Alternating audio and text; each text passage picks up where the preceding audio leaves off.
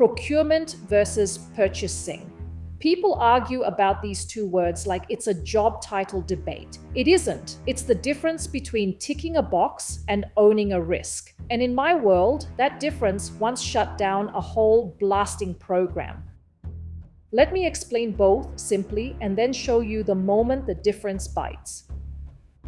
Purchasing is the transaction. You place the order, the goods arrive, you pay. It's a step, a single action. Procurement is the whole decision around that step.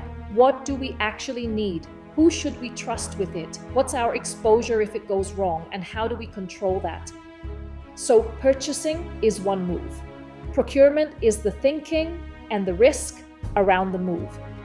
Now, most people and plenty of companies use the two words as if they mean the same thing. On a normal desk, that's harmless.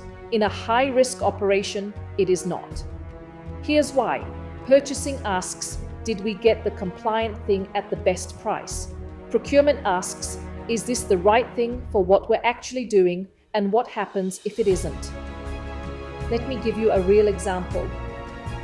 Diesel was delivered to a mining site. It met every normal diesel specification. It ran perfectly in the engines. On every standard measure, it was a good product. A purchasing mindset looks at that and says, compliant diesel, right price, done.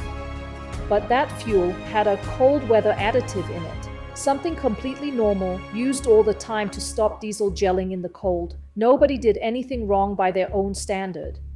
Then that diesel went into the explosive mix. The additive changed the chemistry. The mixture failed, and the blasting program had to stop while they worked out what happened and found new fuel.